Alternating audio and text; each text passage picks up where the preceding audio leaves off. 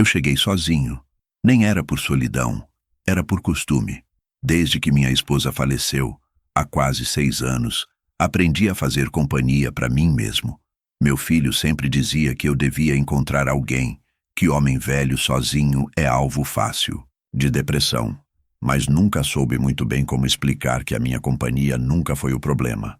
O problema sempre foi o silêncio que eles, aos poucos, começaram a cultivar ao meu redor. Um silêncio de mensagens não respondidas, convites esquecidos, e agora, o que parecia ser mais um rito formal, o casamento dele. Mesmo assim, fui. De terno passado na véspera, sapato lustrado à mão, cabelo penteado com a mesma colônia que usei no batizado dele. A cerimônia era num sítio moderno, desses que viraram moda. Flores penduradas no teto, cadeiras de madeira clara, som ambiente com piano instrumental de músicas pop. Ao descer do carro por conta própria, ninguém foi me esperar na entrada. Respirei fundo e caminhei até o portão lateral, onde uma placa de boas-vindas me recebeu. Hoje começa o nosso Felizes para Sempre. Achei bonito, até ingênuo. Uma parte minha quis acreditar naquela frase, mas bastou dobrar o corredor principal, passar pela primeira sequência de bancos decorados com fitas e flores, para sentir o gelo. Parado, numa moldura branca sobre um cavalete dourado, estava meu rosto. Uma foto tirada anos atrás, num churrasco qualquer, quando eu ainda usava óculos escuros e camiseta com o brasão da Polícia Civil. Alguém tinha recortado a imagem, editado com uma moldura preta e colocado uma legenda embaixo. Em letras finas, douradas e irônicas, lia-se: Entrada proibida para fracassados. Eu congelei, não por vergonha, não por raiva, mas por um sentimento ainda mais cruel: reconhecimento. Eu entendi na hora o que era aquilo. Não era um erro, não era uma piada de mau gosto, não era confusão. Era intencional, era uma mensagem. Era o jeito da minha nora dizer o que vinha ensaiando havia anos, com olhares, com ausências, com sorrisos cortantes. Mas agora, dito em público, diante de 180 convidados, garçons, fotógrafos e músicos, que eu, o pai do noivo, era o único, que não era bem-vindo. Fiquei ali por um instante. 3 segundos, talvez 4. Um garçom parou ao meu lado e, sem me encarar, pigarreou de leve. Era o suficiente. Virei. Sem abaixar a cabeça, sem dizer nada, caminhei devagar de volta ao carro. O mesmo em que passei madrugadas ensinando meu filho a dirigir. O mesmo em que fui buscá-lo depois das aulas, quando ele dizia que estava sozinho demais para pegar ônibus. O mesmo carro que, anos atrás, ele pediu emprestado para levar a noiva ao médico. Entrei. Fechei a porta. E antes de dar a partida, olhei para o fundo do carro. Ali, coberta por uma manta velha, ainda estava a caixa.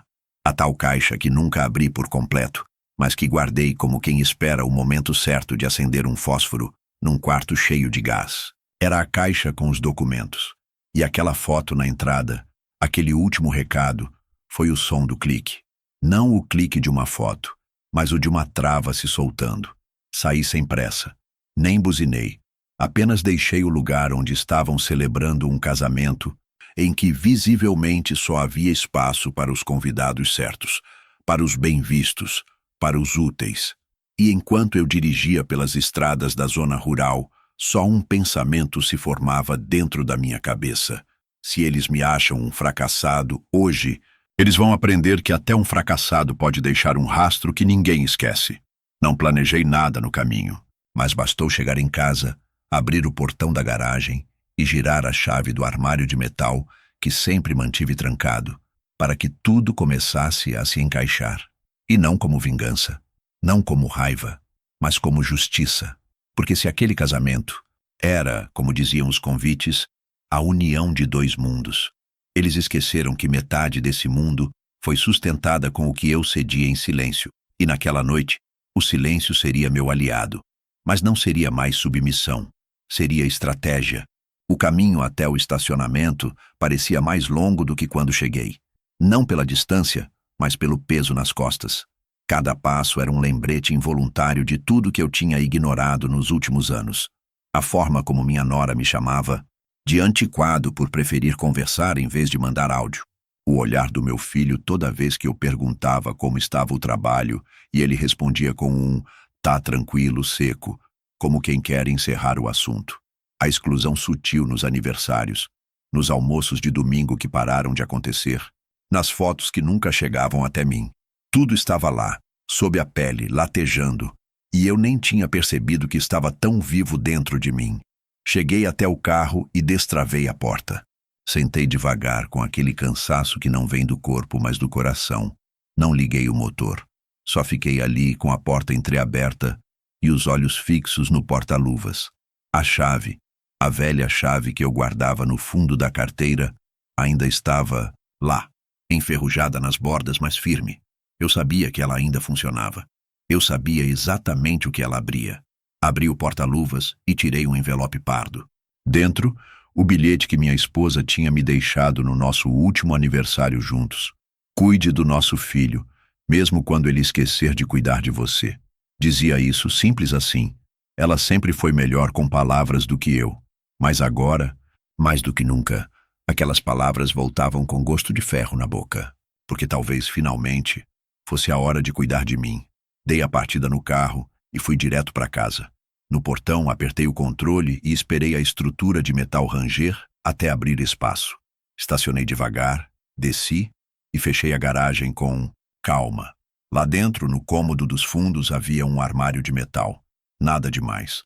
Trancado, empoeirado, encostado há anos entre caixas velhas e ferramentas que ninguém mais usava. Meus netos achavam que era só tralha. Meu filho dizia que eu devia jogar aquilo fora. Mas o que ninguém sabia é que aquele armário guardava tudo. Tudo o que eles pensavam que tinham apagado de mim. Girei a chave.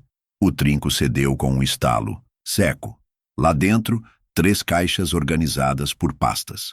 Documentos antigos, sim, mas também contratos recentes. Extratos bancários. Cópias de transferência de veículos. Fotos. Cadernos de contabilidade escritos à mão. E no fundo, ela. A caixa de madeira com tampa de couro preto. O verdadeiro cofre. Peguei com as 2 mãos, sentei na cadeira velha do canto e deixei que o silêncio da noite me envolvesse enquanto levantava a tampa. A primeira coisa que vi foi a escritura do terreno onde o buffet do casamento estava instalado. Nome: Carlos Eduardo Souza e Francisco A. Souza. Eu e meu filho. Quando ele começou a planejar empreender, fui eu quem assinei o contrato de sociedade, mesmo já aposentado. Depois veio o financiamento do salão de eventos, com entrada, dada em nome dele, mas com o crédito vindo da minha conta pessoal. Eu bancava em silêncio. Eu queria vê-lo brilhar. E agora, o palco da minha humilhação era um espaço construído sobre minha confiança. Continuei fuçando. Achei o contrato. Da empresa de som, do buffet, dos móveis alugados, todos com meu nome como fiador. E foi aí que caiu a ficha completa. Se tudo aquilo estava sustentado com meu nome, com meu CPF, com meu crédito, então eles não estavam celebrando um casamento. Estavam dançando em cima do que restava de mim. Peguei o celular. 3 nomes me vieram à mente. Pessoas que não sabiam de tudo, mas que, como eu, tinham sido jogadas para escanteio assim que deixaram de ser convenientes. Silvana, minha ex-secretária. Pedro, o contador da antiga loja de ferramentas, e Murilo, gerente do banco onde abri minha primeira conta, ainda no tempo em que salário era recebido em caderneta. Liguei para os 3. Pedi documentos, confirmações, cópias de contratos. Ninguém perguntou por quê. Eles só responderam com a mesma frase. É para agora ou pode ser para amanhã cedo? Eu disse que precisava ainda hoje. Ninguém hesitou. Fechei a caixa e respirei fundo. Não havia pressa, mas também não havia volta.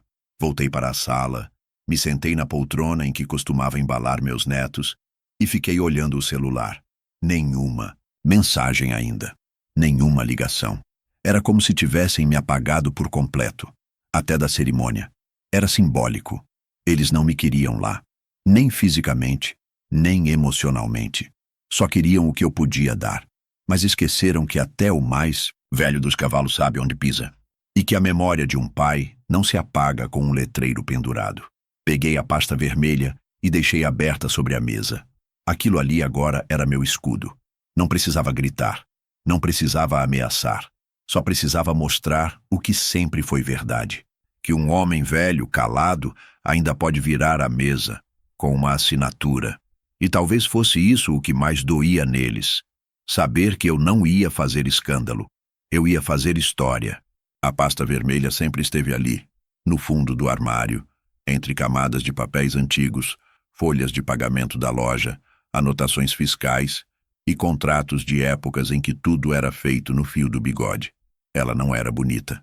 O plástico já tinha manchas de tempo, o fecho de elástico quase não segurava mais. Mas era ali que eu guardava o que chamava de os papéis que fazem homem se manter de pé. Não era exagero.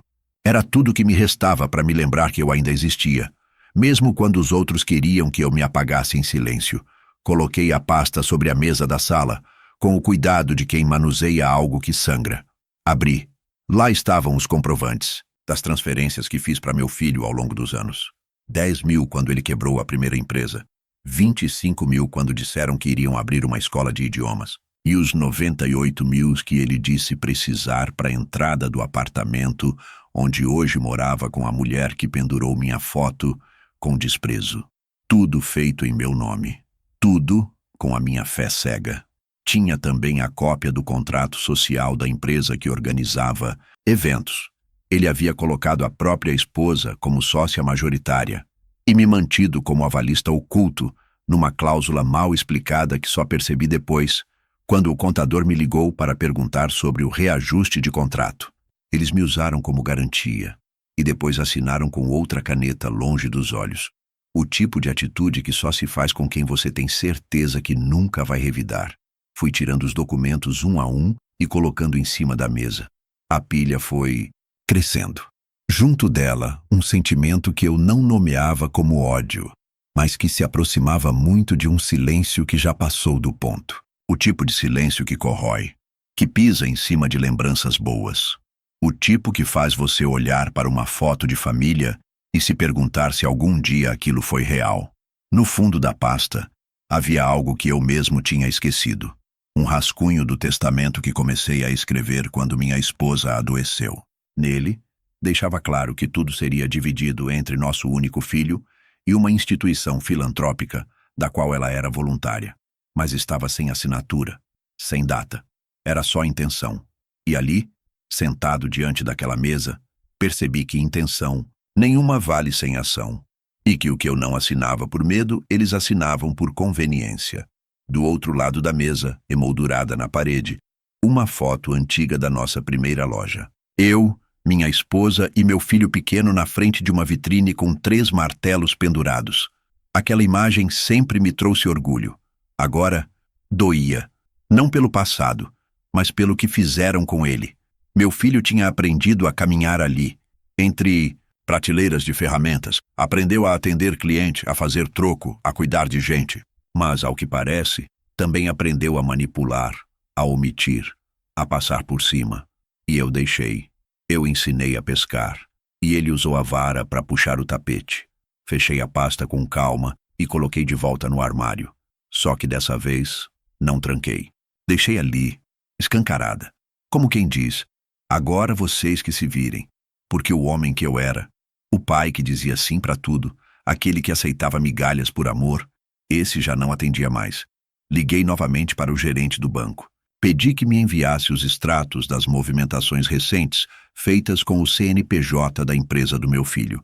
Ele estranhou. Disse que as contas estavam sendo movimentadas via cartão Black, vinculado ao contrato original da firma. O mesmo cartão que eu havia liberado há 3 anos sem saber que continuava ativo. Adivinha quem era o portador principal? Meu filho. E a secundária? A noiva, agora esposa. A mesma que me pendurou na entrada como um troféu invertido. A mesma que dizia que eu era um estorvo, um fracassado. Pedi que bloqueasse tudo. Sem anúncio. Sem aviso. O gerente, que me conhecia desde o tempo em que cheque era perfurado à mão, respondeu com a mesma tranquilidade de sempre. Feito. Desliguei. E então, pela primeira vez em muitos anos, senti que o controle estava de volta às minhas mãos. Não por vingança, mas por restauração. Fechei o armário, sentei na cadeira da varanda e deixei o vento bater no rosto. O céu começava a mudar de cor, e pela primeira vez naquele dia, eu também. Não precisava fazer escândalo. Bastava ser preciso. E quando as peças fossem retiradas do tabuleiro, uma por uma, talvez eles percebessem que não se deve humilhar quem te deu a base, porque até uma fundação invisível, quando desmorona, leva tudo junto. E naquela noite, enquanto o casamento ainda seguia com brindes, risos e promessas, uma engrenagem silenciosa começava a girar. E ela não pararia, até que tudo o que me apagaram fosse devolvido ou virasse cinza. Eles chamavam de conquistas. Usavam palavras bonitas, fotos bem editadas, legendas longas com emojis e hashtags que diziam gratidão, vitória, amor que constrói. O novo carro foi anunciado com um vídeo em câmera lenta e trilha sonora emocionante. A casa própria, com direito a ensaio fotográfico na varanda. O pacote da lua de mel veio num post com um mapa do mundo e um coração cravado em Santorini. E eu, que ficava em silêncio, era marcado só com um obrigado especial a quem sempre torceu por nós. Sem nome, sem rosto, sem menção. Mas naquela madrugada, depois de rever cada documento da pasta vermelha, comecei a ligar os pontos. E o que antes eu achava ser um exagero da minha cabeça, agora virava uma matemática exata. A entrada do carro, pagamento direto da minha conta feito num dia em que ele me pediu um empréstimo rápido porque o financiamento não havia saído. O sofá novo da sala, parcelado no cartão extra que eu liberei quando ele precisou melhorar o score. A reforma do lavabo da casa, o mesmo onde a nora gravava vídeos de maquiagem agradecendo à vida por tudo, paga com um TED que eu fiz numa terça-feira chuvosa, enquanto segurava um exame do coração e esperava atendimento no SUS. Eu não era só o pai que ajudava. Eu era o alicerce que eles fingiam que nunca existiu. E de todos os presentes que eles mostravam ao mundo com orgulho, o que me doía mais era aquele apartamento onde hoje dormiam, riam e celebravam sem mim. Um lugar financiado com suor velho, onde cada azulejo foi comprado com o que eu abdiquei de mim. E pensar que, por anos, aceitei aquilo como normal, como missão, como o destino de quem é pai. Achei que era isso mesmo. Ajudar calado, esperar que um dia eles percebessem. Mas agora, revendo cada transferência, cada assinatura, cada compra feita com meu aval ou meu dinheiro, percebi que eles não só não perceberam, eles contavam com isso. Sabiam que eu não diria nada. Sabiam que eu não cobraria. Sabiam que eu não esperava gratidão. E por isso se sentiram no direito de me pendurar na entrada do próprio casamento com uma legenda de desprezo.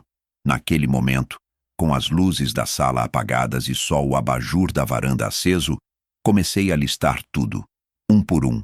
O carro, a casa, o vestido da noiva, a festa. Liguei o computador antigo que ainda guardava uma planilha que só eu sabia acessar. Atualizei os dados. O total ultrapassava os 250 mil reais. Tudo dado de forma espontânea. Tudo não declarado. Tudo que podia ser retirado em silêncio, exatamente como foi dado. A lembrança mais simbólica, no entanto, foi a do anel de noivado. Eles diziam ter comprado num momento especial, depois de uma viagem a Gramado. Mas eu sabia, porque foi depois daquela viagem que ele apareceu na minha casa dizendo que havia extrapolado o limite do cartão e que estava no rotativo. Pediu ajuda. 8 mil se eu tivesse. Disse que era urgente. Eu fiz a transferência no mesmo dia, sem perguntar. O porquê? Não vi anel nenhum. Não perguntei. Mas agora, olhando as datas, ficou claro. O símbolo do amor eterno entre eles tinha saído das minhas costas. Na madrugada seguinte, mandei e-mails. Um para o banco pedindo resgate de investimentos.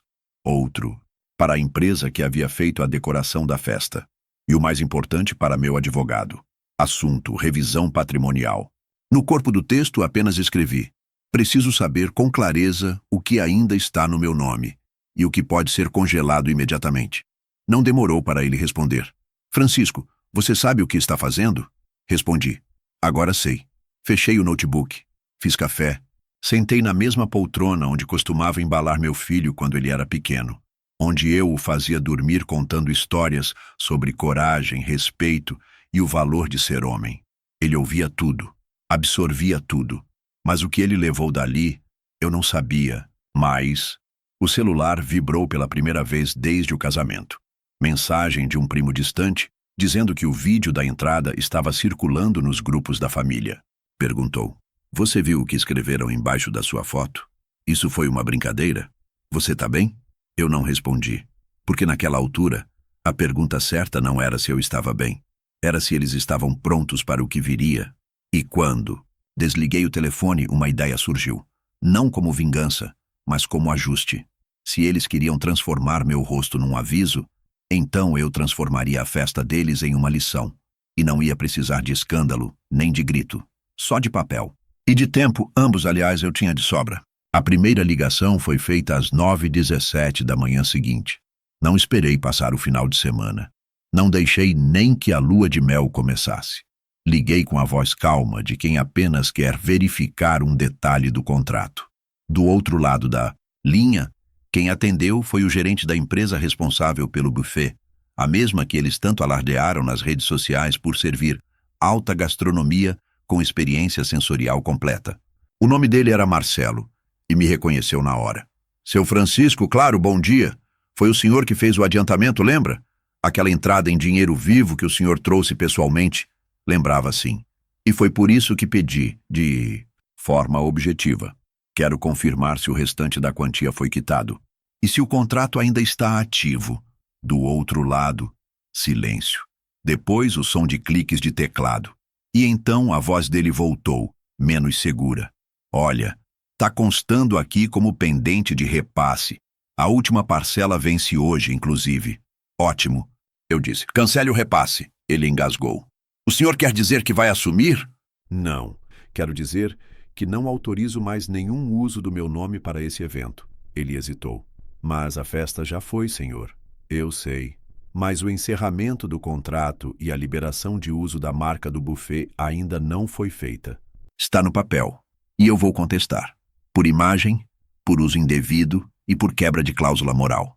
Ele respirou fundo. Entendi, senhor. Formalizo isso por e-mail ainda hoje. Agradeci. Desliguei. A segunda ligação foi para o DJ. Eu havia conhecido o rapaz meses antes, quando o vi tocando em um casamento de um amigo da família. Conversei com ele por acaso, trocamos contatos. E depois descobri que ele havia sido contratado também para a festa do meu filho. O nome dele era Jonas. Quando atendeu, parecia surpreso. Oi, seu Francisco, tá tudo bem? Eu disse que sim. E fui direto ao ponto. Jonas, me diz uma coisa. Você recebeu um pendrive da noiva com um vídeo para passar na festa? Ele hesitou. Sim, senhor. Foi entregue 2 dias antes. Me pediram para rodar logo após o jantar. E você viu o conteúdo? Ele riu. Sem graça. Vi sim, para testar. Achei estranho, para ser sincero. E se eu te dissesse que aquele vídeo tem conteúdo difamatório? Que cita pessoas que não autorizaram imagem? Que manipula fatos da vida de outras pessoas para fazer graça? Ele ficou em silêncio. Jonas, você ainda tá com aquele pendrive? Sim. Então, como o seu Francisco, que já te indicou para pelo menos 3 festas e confia no seu trabalho, eu te peço, não passe aquele vídeo. Do outro lado, ele soltou um suspiro. Já estava incomodado mesmo, seu Francisco. Aquilo ali não parecia coisa de gente de bom coração. Obrigado, meu filho. Você fez o certo. Ele respondeu com um fico tranquilo agora. Desligamos. Em paz. A terceira ligação foi diferente. Não foi para pedir. Foi para instruir. Liguei para meu advogado e pedi para ele enviar, por motoboy, uma notificação extrajudicial ao buffet onde a festa tinha acontecido. Não era ameaça. Era só o início da retificação dos documentos que estavam em meu nome. E junto com a notificação, pedi que ele anexasse uma carta, uma única folha, digitada, com letra grande. No topo, o mesmo nome do meu filho e da esposa. Embaixo, o seguinte texto. Hoje vocês comemoram o início de uma vida nova. Mas nenhum começo sobrevive muito tempo quando está cimentado em mentira, desprezo e ingratidão. Vocês construíram tudo isso com base no meu silêncio. Mas a partir de agora, o silêncio acabou. O que era presente virou passivo. E o que era carinho virou papel. Ah, e um lembrete. Quem assina os cheques também pode pará-los. Assinei com meu nome completo e pedi que fosse entregue no balcão da recepção do buffet às 13h em ponto. Era o horário em que, segundo o convite, Começaria o almoço de celebração para os amigos íntimos e familiares selecionados. Eu não estava na lista, mas minha assinatura sim. 2 horas depois, enquanto eu preparava meu almoço em casa, arroz, feijão, ovo frito com gema mole, o telefone fixo tocou. Era um número que eu não conhecia. Atendi. A voz do outro lado era aflita. Seu Francisco? É da administração do espaço de eventos. O senhor poderia esclarecer uma coisa? Eu sorri. O que exatamente?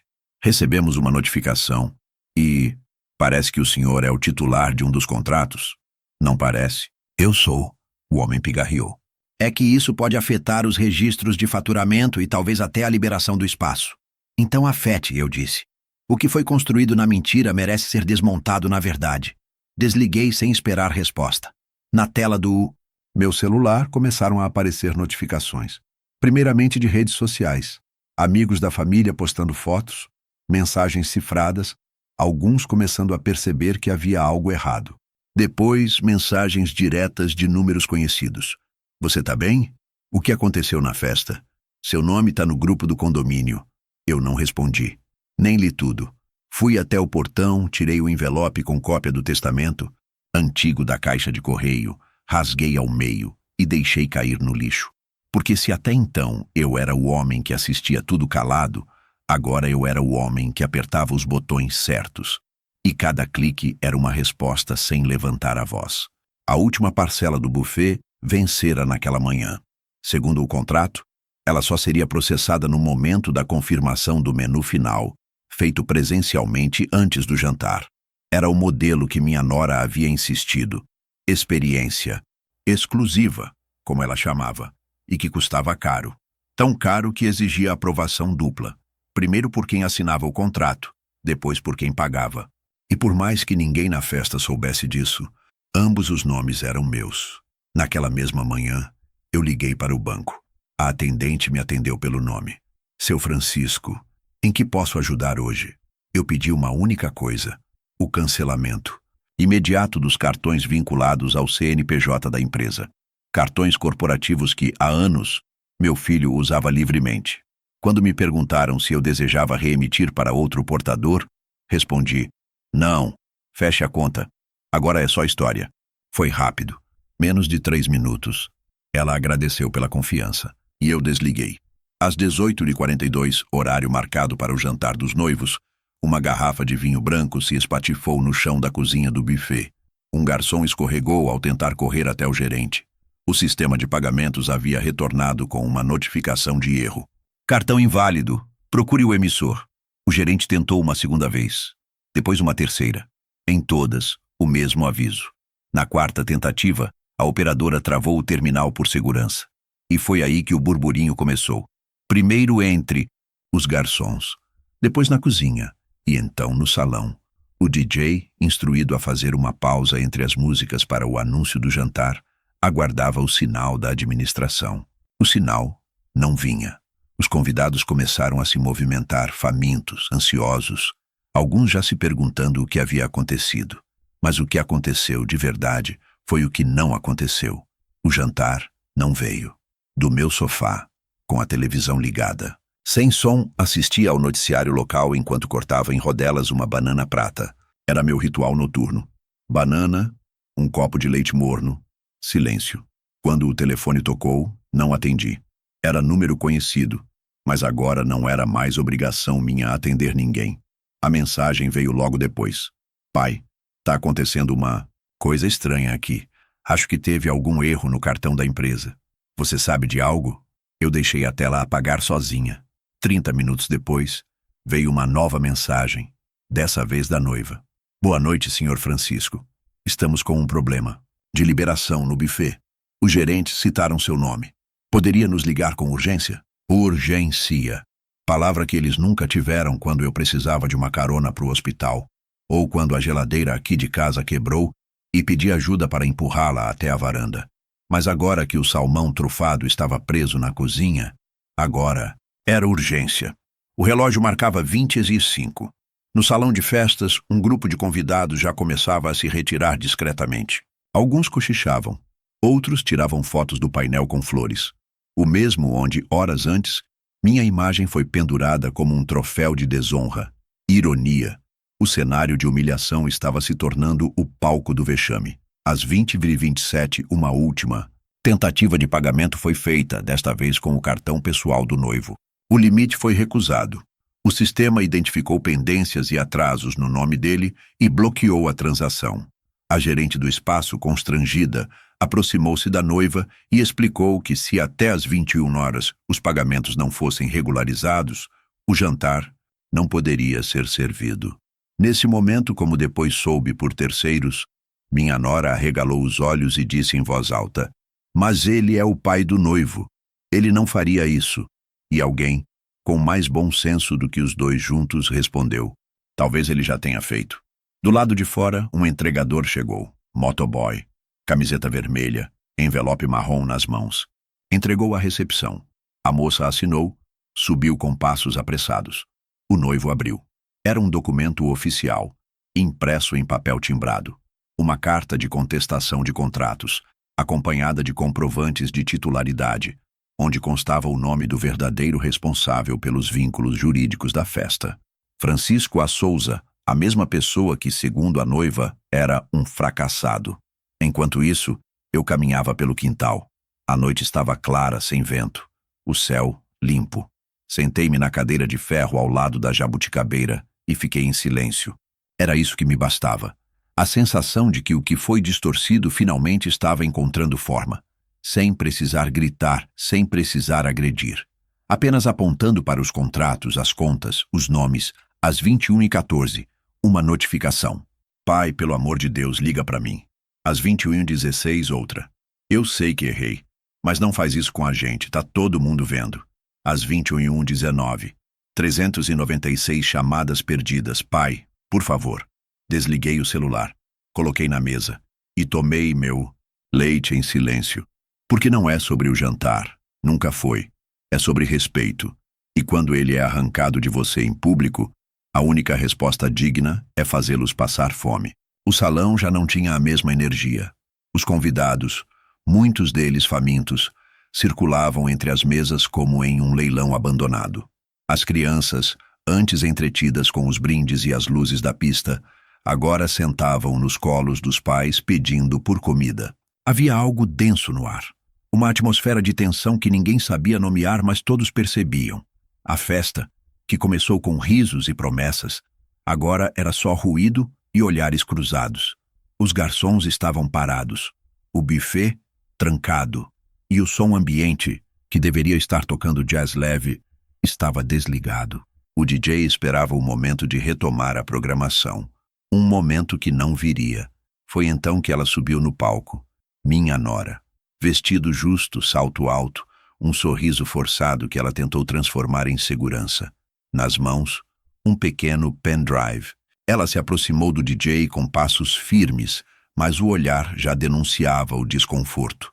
Apontou para o equipamento, entregou o dispositivo e disse, alto o bastante para ser ouvida pelas mesas da frente: "Agora sim. Vamos mostrar a todos o que é ser grato à família que ajudou a construir esse sonho." Era uma frase ensaiada, como tudo nela.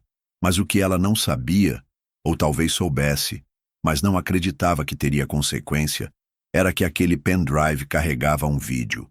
Um vídeo que ela mesma tinha editado, que misturava imagens antigas minhas com falas fora de contexto, imagens da loja em que trabalhei a vida inteira, cortadas e reeditadas com músicas irônicas.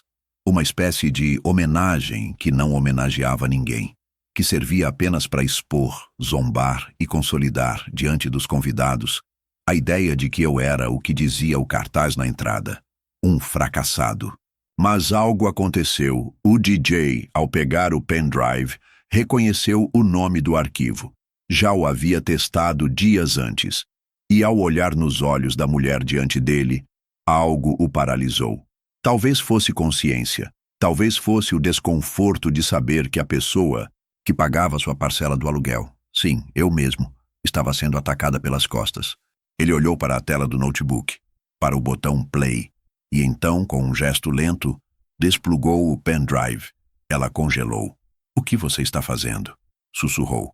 Ele apenas respondeu, Pedido do verdadeiro dono da festa. Ela tentou sorrir. Meu sogro, ele não está nem aqui. E o DJ olhou para ela, firme. Mas está em tudo isso aqui, inclusive no meu contrato. Ela tentou pegar o pendrive de volta, mas ele o colocou discretamente no bolso. Não vou exibir isso, nem que eu seja demitido. A plateia começava a perceber a movimentação.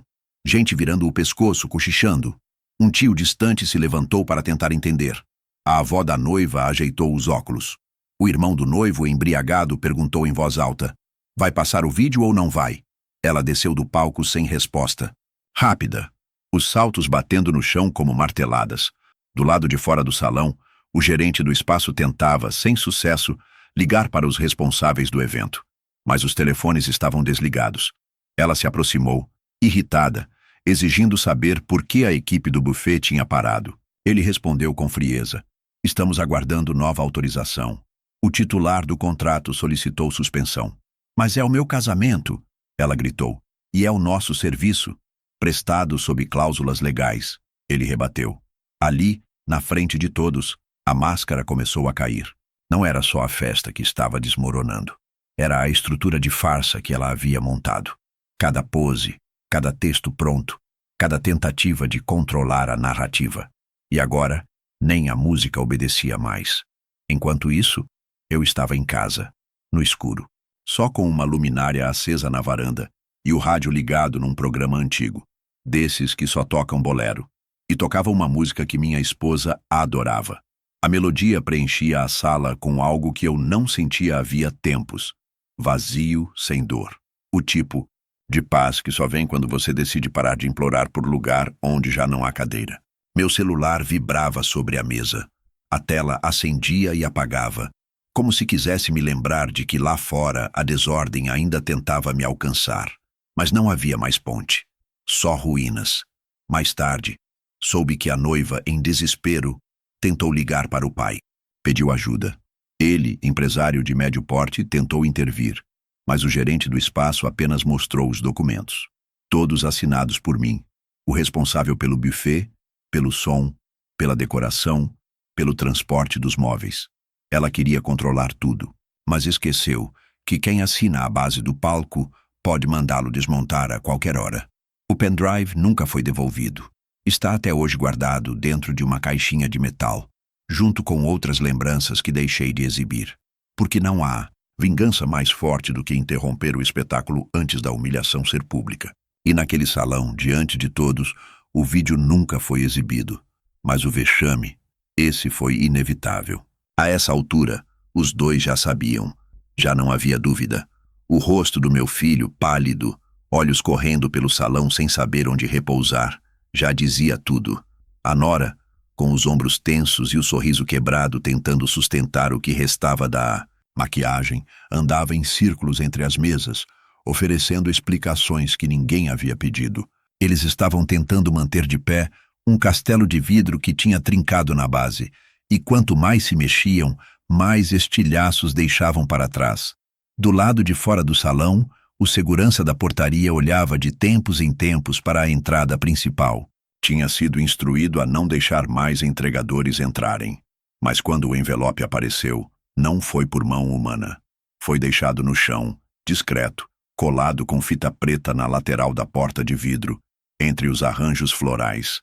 Ninguém viu quem colocou, mas viram quando a recepcionista se abaixou, leu o nome e levou até o gerente. Francisco A. Souza. Envelope lacrado, sem remetente. Dentro, uma única folha, em papel timbrado, com a mesma marca da empresa organizadora do evento.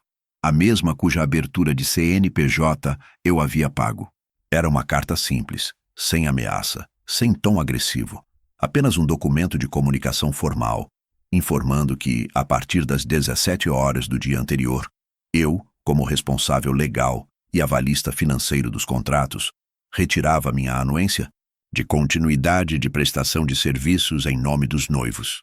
Na parte inferior da folha, 2 assinaturas, a minha e a do contador. Ao final, em letras destacadas, lia-se: quando se apaga quem construiu, apagam-se também os alicerces, e sem alicerce não há festa que dure. Na hora em que essa carta foi entregue ao gerente do buffet, ele convocou a equipe. A decisão foi unânime. Não haveria mais serviço. O evento foi encerrado oficialmente às 22h48. O anúncio foi feito no microfone pela própria administração do local, diante de todos os convidados. O salão foi fechado, as luzes baixadas e os brindes interrompidos. Do lado de dentro, um tumulto constrangido. Do lado de fora, sorrisos sem graça.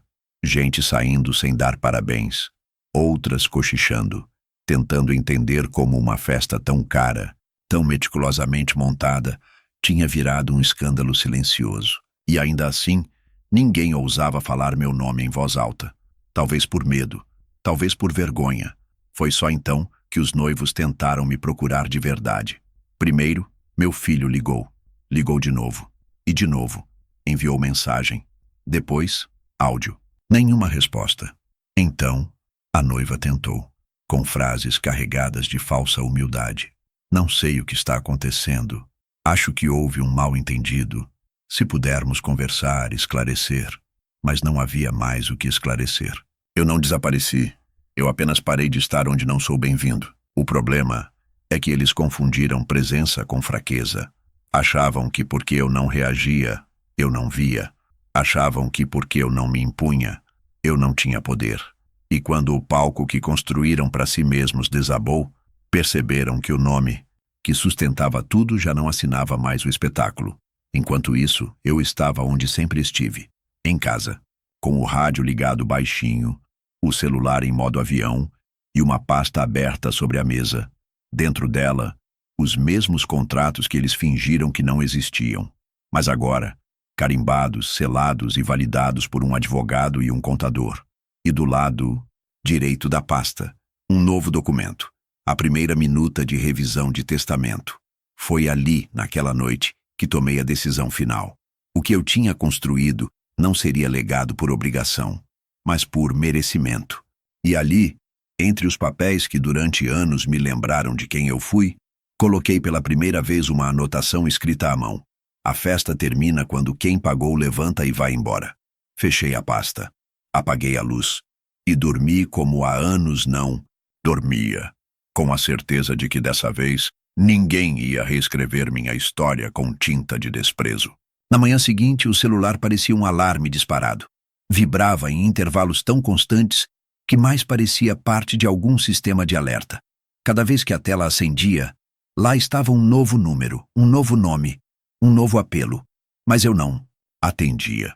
Não por orgulho, não por revanche, mas por algo mais profundo. Eu não atendia porque, pela primeira vez em muitos anos, eles estavam tentando falar comigo por necessidade, não por afeto. E esse tipo de comunicação eu aprendi a silenciar. O contador me avisou por e-mail que os bloqueios estavam processados. Todos os contratos com meu nome foram revogados oficialmente. Os fornecedores estavam sendo orientados. Os encargos reavaliados. A parte que antes era invisível, a parte que sustentava a fachada, agora estava sendo retirada peça por peça. O que restava ali, no mundo deles, era apenas o que eles haviam construído com os próprios méritos. E ao que parecia não era muito. Às 09h14 veio a primeira mensagem de voz do meu filho. A voz era tensa, entrecortada por uma respiração pesada. Pai, pai, pelo amor de Deus, me escuta. Eu sei que você tá magoado. Eu sei que a gente cometeu erros.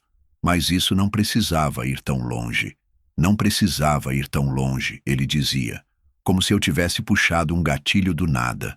Como se eu não tivesse sido pendurado, zombado, esquecido, usado. A segunda mensagem veio. Da noiva. Senhor Francisco, por favor, por tudo que vivemos, pelo nosso casamento, pela nossa família, estamos arrasados. As pessoas estão comentando, estão julgando. O senhor sabe que a internet é cruel. Eu ouvi tudo em silêncio, com o viva-voz ligado, enquanto tomava café e cortava 2 fatias de pão de forma ao meio. Não senti pena, nem raiva.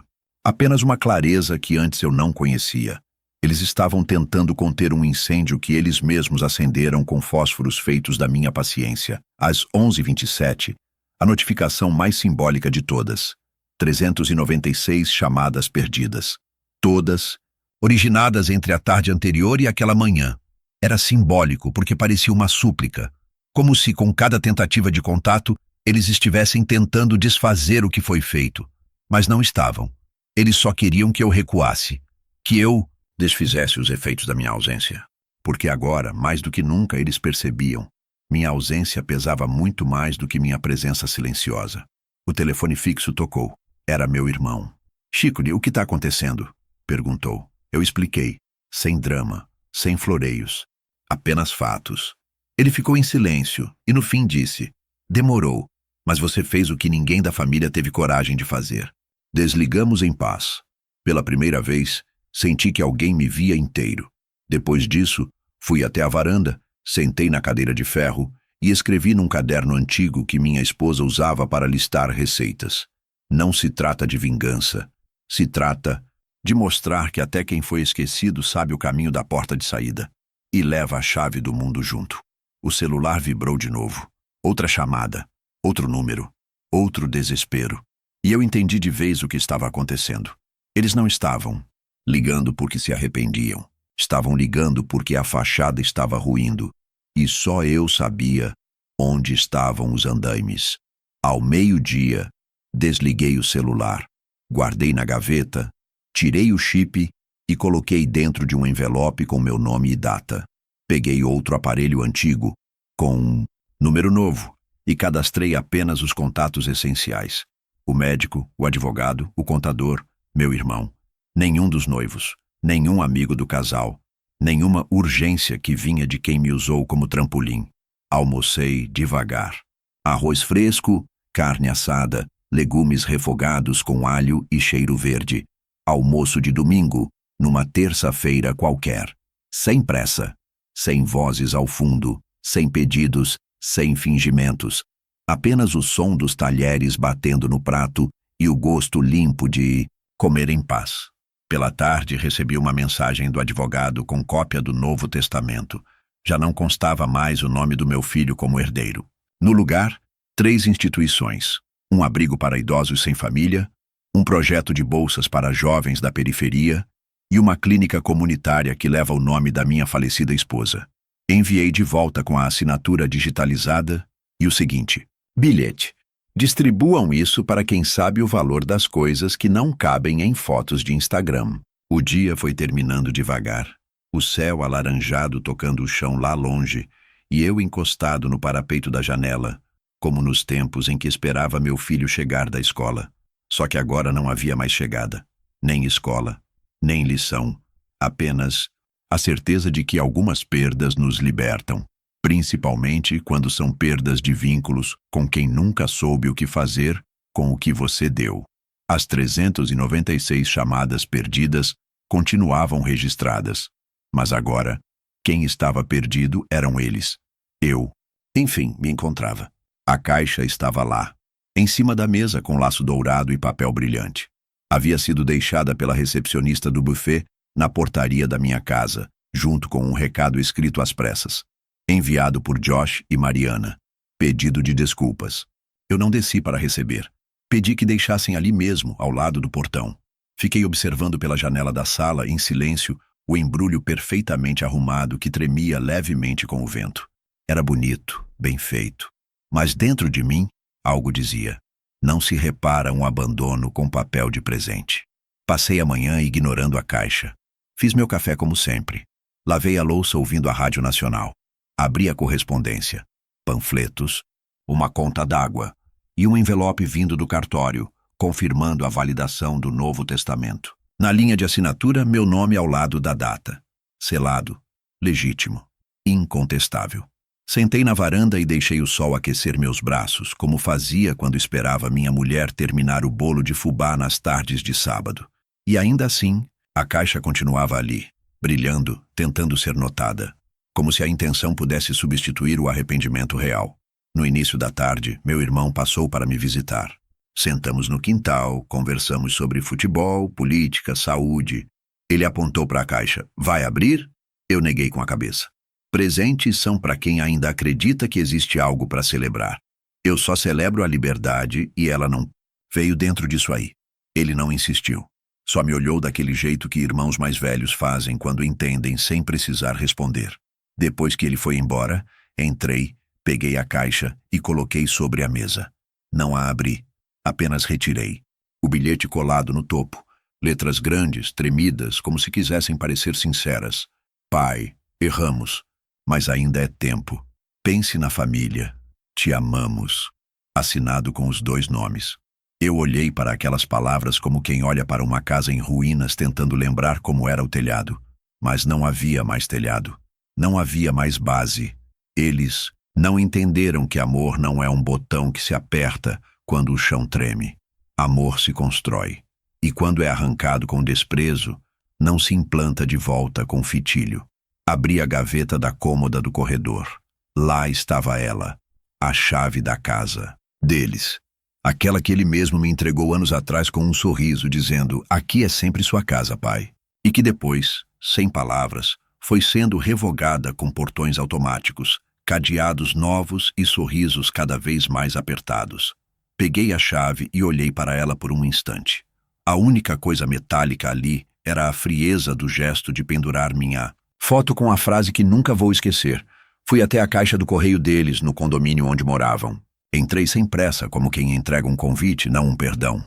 Coloquei a chave dentro de um envelope. E junto dela, um bilhete de 4 palavras. Nunca mais vou usar. Não assinei. Eles reconheceriam a letra. Não por saudade, mas por peso. No caminho de volta, passei na floricultura e comprei 3 vasos pequenos. Plantei na varanda. Um deles, um lírio branco, o preferido da minha mulher. No outro, alecrim, para lembrar que ainda existe cheiro de memória boa. E no terceiro, uma muda de manacá, porque florescem ao entardecer, mesmo depois de dias abafados. Era a minha forma de dizer que, apesar de tudo, eu não endureci. Só me recolhi, à noite, recebi uma nova mensagem. Curta, sem emojis. Não vamos desistir de você. Não respondi. Não apaguei. Apenas deixei ali, parada, como um retrato torto que você ainda não teve coragem de tirar da parede, mas também nunca mais vai pendurar no lugar certo. Depois do jantar, joguei fora a caixa de presente, sem abrir, sem hesitar, porque o que ela prometia, eu já não precisava, e o que foi quebrado já não cabia ali dentro. Era tarde demais, não por orgulho, mas por lucidez. Deitei na cama com a pasta vermelha ao lado, a mesma que me devolveu o que eles tentaram tirar. Nela, os documentos estavam organizados, carimbados, protegidos. Mas o mais importante não era o que estava impresso. Era o que eu sentia por dentro, que, enfim, tinha voltado a ser dono da minha própria história. Antes de apagar a luz, escrevi no caderno de receitas da minha esposa. O presente ficou sem abrir, porque o que era meu, eles já não podiam devolver. Mas a chave, essa eu devolvi por escolha, porque a casa que me apagou nunca mais será meu lar. E naquela noite, dormi com as janelas abertas, sem celular por perto, sem vozes forçadas, sem mentiras enfeitadas com laços dourados. Apenas o som do mundo que pela primeira vez em muito tempo parecia me respeitar de volta. Fim.